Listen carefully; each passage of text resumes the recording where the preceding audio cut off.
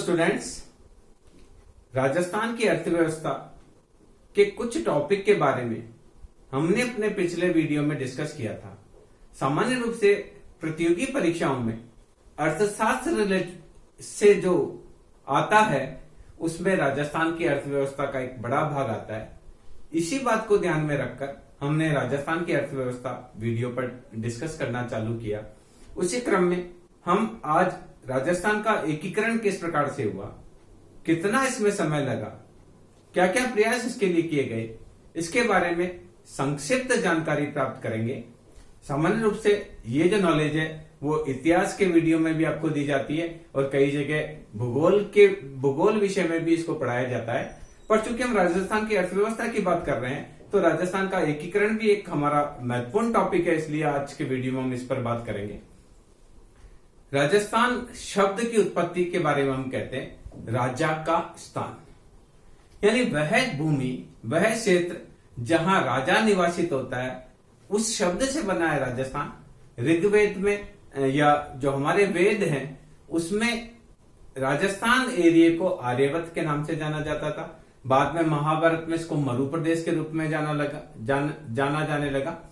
General James tarred ने जो राजस्थान की यात्रा की और वह ब्रिटिश एजेंट के रूप में हमारी रियासत में रहे, उन्होंने अपनी पुस्तक द एनाल्स में लिखा कि यहाँ के जो लोग हैं उनके बारे में उन्होंने जो लिखा और कि किस प्रकार से जीवन यापन करते हैं, उन्होंने इतिहास के रूप में इसको लिखा और साथ ही उन्होंने राजपूताना या राजस्थान शब्द का प्रयोग किया था। राजस्थान बनने से पूर्व 1947 में जब देश आजाद हुआ तब विभिन्न रियासतों को यह स्वतंत्रता प्रदान की गई थी कि वह या तो पाकिस्तान के साथ जाना चाहे तो पाकिस्तान के साथ चले जाए, भारत के साथ मिलना चाहते हैं तो भारत के साथ मिल ले, और स्वतंत्र रूप से अस्तित्व रखना चाहते हैं तो वह स्वतंत्र रूप से अस्तित्व भी रख सकते हैं। ऐसे समय में, तत्कालीन समय में कुछ एक रियासत तो हमारी ऐसी थी जो पाकिस्तान के साथ मिक्स होना चाहती थी। जोधपुर के जो महाराजा थे हनुमंत सिंह राव, उन्होंने जिन्ना के साथ मीटिंग भी कर ली थी और वो पाकिस्तान में मिलना चाह रहे थे, परंतु अंतिम समय में कुछ ऐसी घटना हुई जिसकी वजह से वह नहीं मिल पाए। दूसरी चीज, जब देश आजाद हुआ तब तत्कालीन समय में सरदार वल्लभ भाई पटेल ने एक रियासती विभाग बनाया था जिसका सचिव वीपी मेनन को बनाया था और उन्होंने उसमें यह नियम बनाया था कि कोई भी रियासत जिसकी 10 लाख पॉपुलेशन है या प्लस उनकी वार्षिक आमदनी 1 करोड़ रुपए से अधिक है, वो ये डिसाइड कर सकती है उनको किसके साथ जाना है, स्वतंत्र रहना है, भारत के साथ जाना है या पाकिस्तान के साथ जाना है। उस समय राजस्थान में केवल 4 ही रियासतें ऐसी थी जिसकी पॉपुलेशन, जिसके अधीन क्षेत्र में जनसंख्या 10 लाख से अधिक थी और उनकी वार्षिक आमदनी 1 करोड़ से अधिक थी। हमारे यहाँ उदयपुर थी, जयपुर थी, जोधपुर और बीकानेर। केवल ये 4 रियासतें ही उस मापदंड में ऐसी थी जो स्वतंत्र थी अपना डिसीजन करने के लिए। उसमें से जोधपुर का मैंने आपको बताया कि वो वहां के जो महाराजा थे वो पाकिस्तान के साथ मिक्स होना चाहते थे। उनकी जिन्ना जी के साथ मीटिंग भी हो गई थी, पर जब उन्होंने देखा कि सभी एरिया इस प्रकार से हैं जो इंडिया के साथ जा रहा है तो उन्होंने विचार बदल दिया। जब देश आजाद हुआ तब हमारे यहाँ सबसे छोटी रियासत के रूप में शाहपुरा रियासत थी और सबसे बड़ी रियासत के रूप में जयपुर रियासत थी, जहां की पॉपुलेशन 30 लाख थी, जबकि शाहपुरा की पॉपुलेशन केवल 16,000 व्यक्ति ही थे। सबसे जो कठिन रियासत थी वो जैसलमेर या पिछड़ी हुई रियासत के रूप में जैसलमेर को जाना जाता था और जब से सबसे नवीन जो रियासत थी हमारी वो झालावाड़ थी, जो कि 1835 में ही बनी थी। और जब सबसे प्राचीन जो थी वो थी मेवाड़ रियासत, जो कि 566 ईस्वी पूर्व में गोहिल नामक एक व्यक्ति ने इसको बनाया था। सबसे बड़ी जोधपुर रियासत थी जिसमें महाराणा हनुमंत सिंह जी थे, उसके बारे में हमने चर्चा करी। अब इन सारी रियासतों को एक साथ एक माला में पिरोकर एक प्रदेश के रूप में बनाने का जो कार्य है, वो तत्कालीन समय में जो गृह मंत्री थे सरदार वल्लभ भाई पटेल, उन्होंने अपने हाथ में लिया। और उनके जो सचिव थे वीपी मेनन, वो भी बहुत ज्यादा इंटेलिजेंट थे।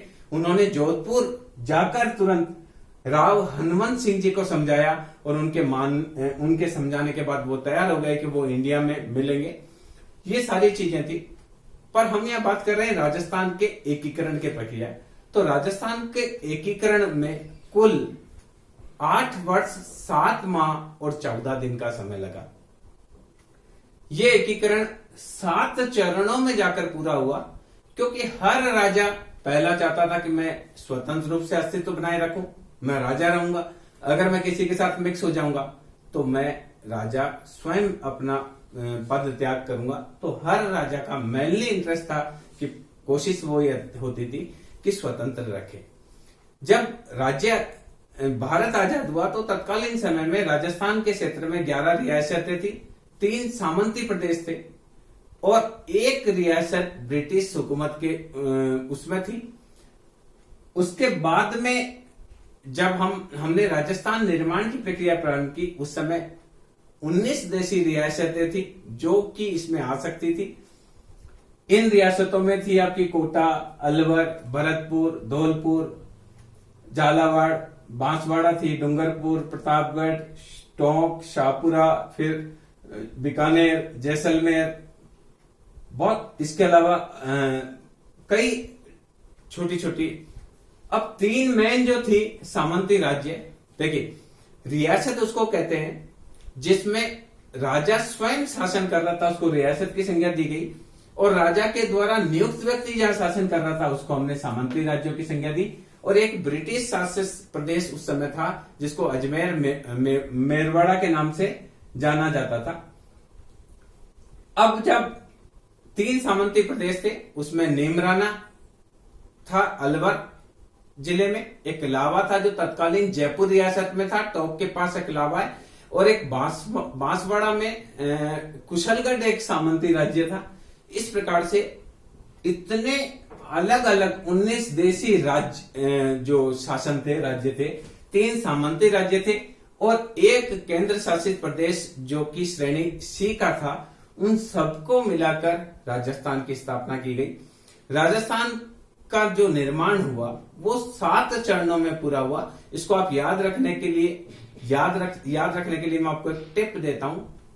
एमपी से देखिए, एमपी से बस राजस्थान आई। आप इतना सा याद रखेंगे तो आपको काफी चीज याद आ जाएगी। एमपी से बस राजस्थान आई। एम फॉर मत्स्य संघ, पी फॉर पूर्वी राजस्थान, से फॉर एमपी से फॉर से संयुक्त राजस्थान, बस का ब से व्रत राजस्थान, से संयुक्त व्रत राजस्थान और लास्ट राजस्थान, वो हम उसकी डिस्कस करेंगे। तो यहां ये बात कर रहे थे कि सबसे पहले आप देखिए ये 7 चरण में राजस्थान के निर्माण का कार्य पूरा हुआ। उसके बाद हम उसकी थोड़ी और बात करेंगे। तो सबसे पहले हमारे यहाँ 17 मार्च 1948 को मत्स्य संघ बना। आज भी अलवर आदि क्षेत्र को मत्स्य क्षेत्र के नाम से जाना जाता है, जिसमें अलवर है, भरतपुर है, धौलपुर है, करौली है। ये 4 रियासतें जो थी उन्होंने मिलकर एक मत्स्य संघ बनाया और उसकी राजधानी को रखा गया अलवर। और तत्कालीन समय में इनके जो प्रधानमंत्री हुए, तत्कालीन समय में देशी रियासतों में उनको यह अधिकार था कि वो मुख्यमंत्री रखे या प्रधानमंत्री रखे। तो प्रधानमंत्री के रूप में शोभाराम कुमावत को रखा गया और पहला एक संघ बना जहां 4 रियासतें एक साथ हुई, अलवर, भरतपुर, धौलपुर और करौली। ये चारों मिलकर मिली मत्स्य संघ। अब आप देखिए कि करौली जो थी, इसके बाद में सेकेंड पर में आता है पूर्वी राजस्थान। देखिए इसके 7 दिन बाद आप देखेंगे 17 मार्च से लेके 7 दिन और जोड़ेंगे तो आएगा 25 मार्च। इसके 7 दिन बाद ही एक नया और संघ बना पूर्वी राजस्थान, जिसमें कोटा, रियासत, बूंदी, झालावाड़, बांसवाड़ा, और उस बांसवाड़ा में जो सामंती प्रदेश था कुशलगढ़, उसको भी शामिल किया गया। डूंगरपुर आया, प्रतापगढ़ आया, टोंक इसके साथ और शाहपुरा, किशनगढ़, ये सब मिलकर नया संघ बना जिसको पूर्व राजस्थान के नाम से जाना गया, और इसकी राजधानी रखी गई कोटा। और तत्कालीन समय में इसके प्रधानमंत्री के रूप में गोकुल लाल असावा को प्रधानमंत्री बनाया गया। तो पहला तो बना ये मत्स्य संघ। मत्स्य संघ के बाद सेकेंड चरण में बना है पूर्व राजस्थान। इसके बाद में थर्ड चरण में आप देखिए कि उदयपुर रियासत भी इसके अंदर शामिल हो गई 18 अप्रैल 1948 को। क्लियर?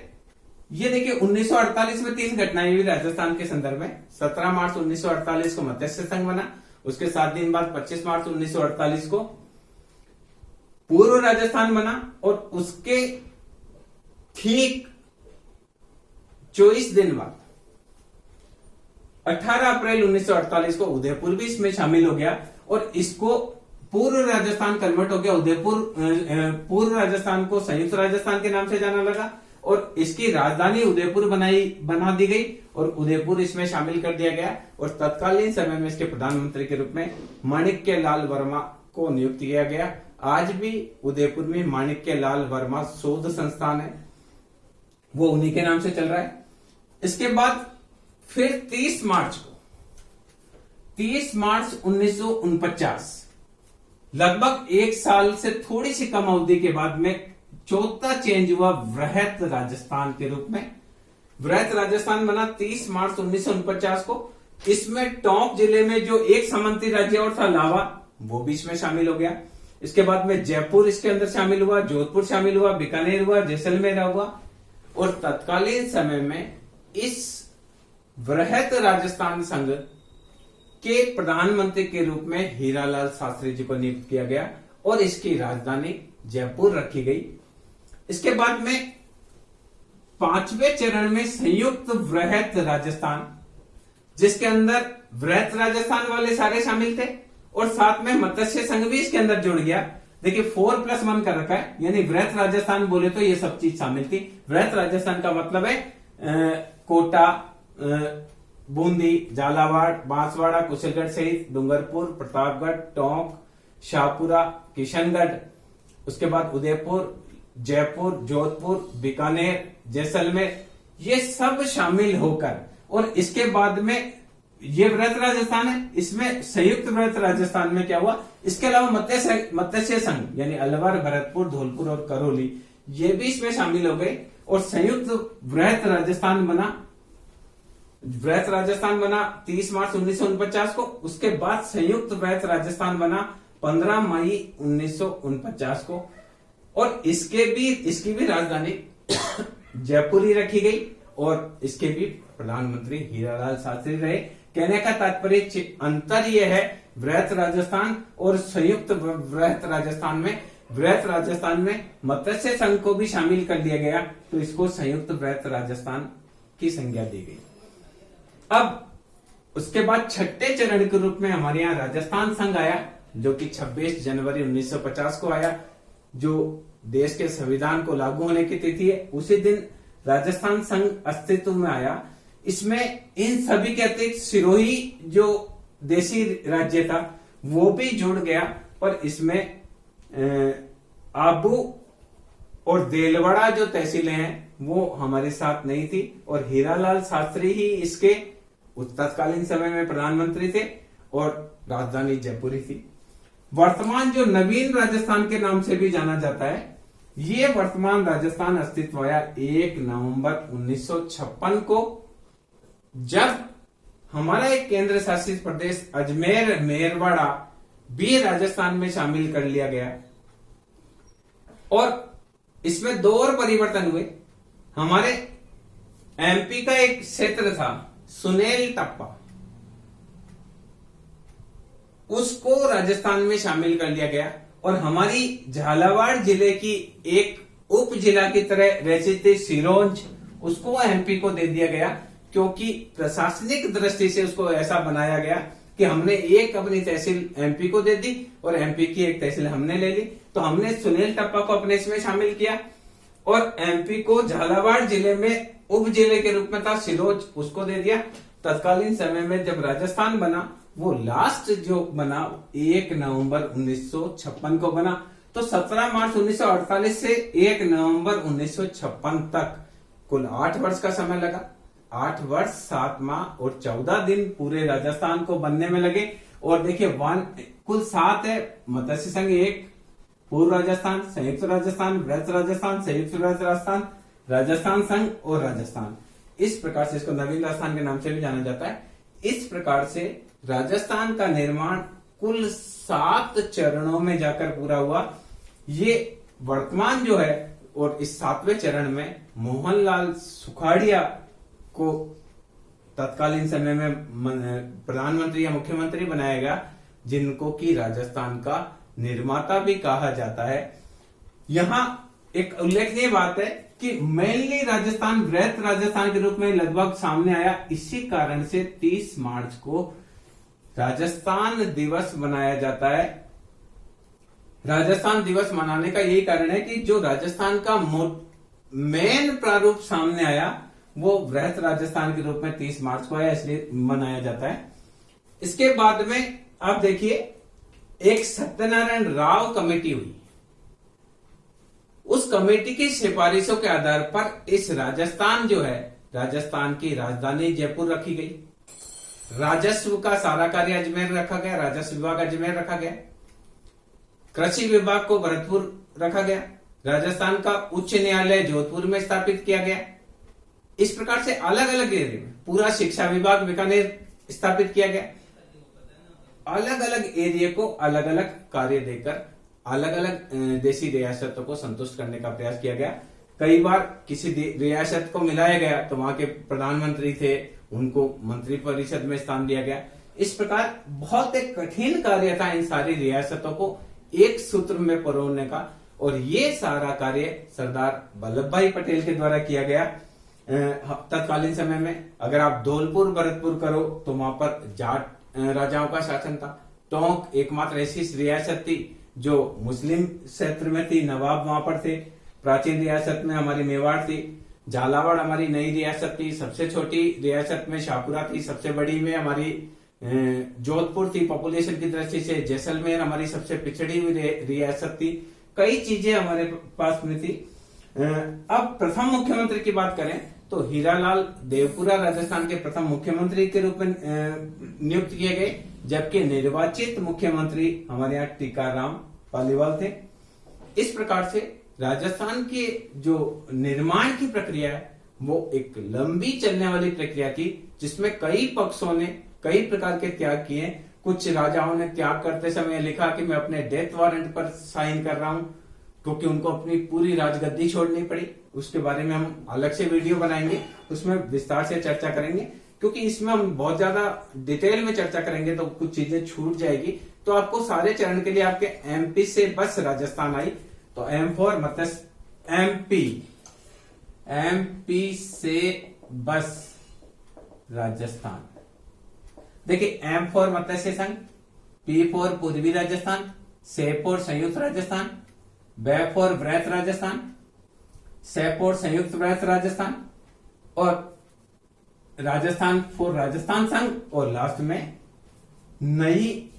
नवीन राजस्थान के रूप में। आपको इस प्रकार से आप इसको याद रख सकते हैं। यहाँ 3 डेट ऐसी है जो कि 1948 की है, 2 डेट 1949 की है, और 1 डेट तो हमारा जो संविधान लागू हुआ वो डेट है, और 1 नवंबर 1956 लगभग सभी को याद रहती है। तो ये आवश्यक था कि हम राजस्थान की अर्थव्यवस्था की जानकारी कर रहे हैं तो हमको राजस्थान का एकीकरण भी पता होना चाहिए। मैं समझता हूं आपको इसमें से समझ में आया होगा। Thank you.